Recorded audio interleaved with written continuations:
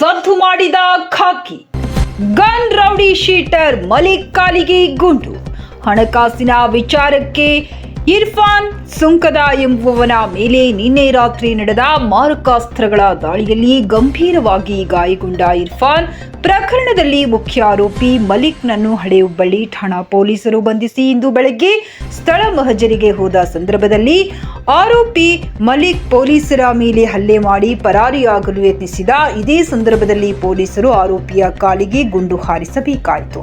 ಈ ಘಟನೆಯ ವೇಳೆ ಪೊಲೀಸ್ ಸಿಬ್ಬಂದಿಗಳು ಗಾಯಗೊಂಡಿದ್ದಾರೆ. ಪೊಲೀಸ್ ಕಮಿಷನರ್ ಎನ್ ಶಶಿಕುಮಾರ್ ಹುಬ್ಬಳ್ಳಿಯ ಕೆಎಂಸಿಗೆ ಭೇಟಿ ನೀಡಿ ಮಾಹಿತಿ ಪಡೆದರು.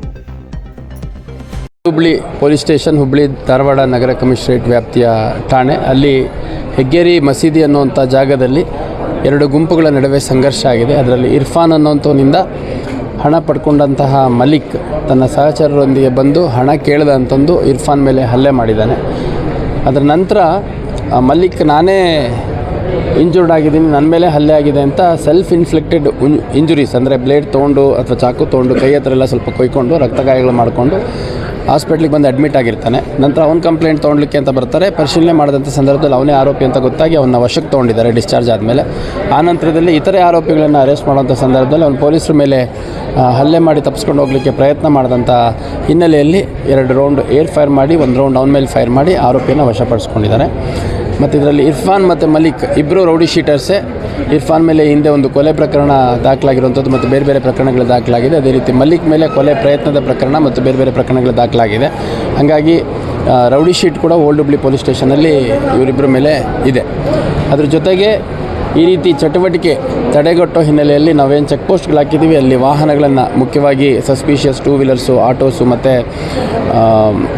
ಕಾರ್ಗಳನ್ನು ಕೂಡ ಚೆಕ್ ಮಾಡೋಂಥದ್ದು ಮಾಡ್ತೀವಿ. ಮತ್ತು ಪ್ರತಿ ಠಾಣೆಯಲ್ಲಿ ಯಾರು ಈ ಥರ ಮಿಸ್ಚೀವಿಯಸ್ ಎಲಿಮೆಂಟ್ ಇದ್ದಾರೆ ಅಂಥವ್ರದ್ದೆಲ್ಲ ಒಂದು ಪಟ್ಟಿ ಮಾಡಿಕೊಂಡು ಅವ್ರ ಮೇಲೆ ಅಗತ್ಯ ಕಾನೂನು ಕ್ರಮವನ್ನು ಕೈಗೊಳ್ಳಲಾಗುತ್ತೆ. ಮತ್ತು ಮುಂದುವರೆದು ರೌಡಿ ಎಲಿಮೆಂಟ್ಸ್ಗಳ ಮೇಲೆ ಇನ್ನು ಹೆಚ್ಚಿನ ಸಂಖ್ಯೆಯಲ್ಲಿ ಗಡೀಪಾರು ಮತ್ತು ಗೂಂಡಾ ಕಾಯ್ದೆಯನ್ನು ಜಾರಿ ಮಾಡೋಂಥ ಕೆಲಸ ಮಾಡಲಾಗುತ್ತೆ. ಅವ್ರಿಗೂ ವ್ಯವಹಾರ ಇತ್ತು. ಇವರಿಬ್ಬರು ಮೊದಲು ಆಟೋ ಡ್ರೈವಿಂಗ್ ಮಾಡ್ತೀವಿ ಅಂತ ಹೇಳ್ಕೊತಾರೆ. ಆಟೋ ಡ್ರೈವರ್ಗಳು ಅಂತ ಹೇಳ್ಕೊಳಕ್ಕೆ ನಾಲಾಯಕ್ಕಿರೋಂಥವ್ರು ಇವರು.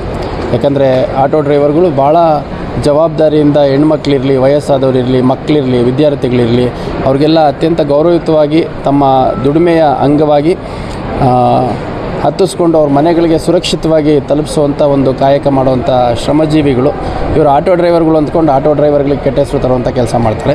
ಈ ಹಿಂದೆ ಯಾವಾಗ ಮಾಡಿದ್ದಾರೆ ಅಷ್ಟೇ ಆಟೋ ಡ್ರೈವಿಂಗು. ಅದಾದಮೇಲೆ ಇವರು ವೆಹಿಕಲ್ ಟ್ರಾನ್ಸಾಕ್ಷನ್ ಮಾಡುವಂಥದ್ದು, ಹಣ ಕೊಟ್ಟು ವಸೂಲಿ ಮಾಡುವಂಥದ್ದು, ಕೆಲವು ರಿಕವರಿ ಏಜೆನ್ಸಿಗಳಲ್ಲಿ ವೆಹಿಕಲ್ ರಿಕವರಿ ಮಾಡುವಂಥದ್ದು, ಈ ಥರ ಮಸಲ್ ಪವರ್ ಯೂಸ್ ಮಾಡಿಕೊಂಡು ತಮ್ಮ ಏರಿಯಾದಲ್ಲಿ ಹವಾ ಮೇಂಟೈನ್ ಮಾಡುವಂಥ ದುರುದ್ದೇಶ ಇದ್ದಂಥವ್ರು ಆಗಿದ್ದಾರೆ ಇವರು.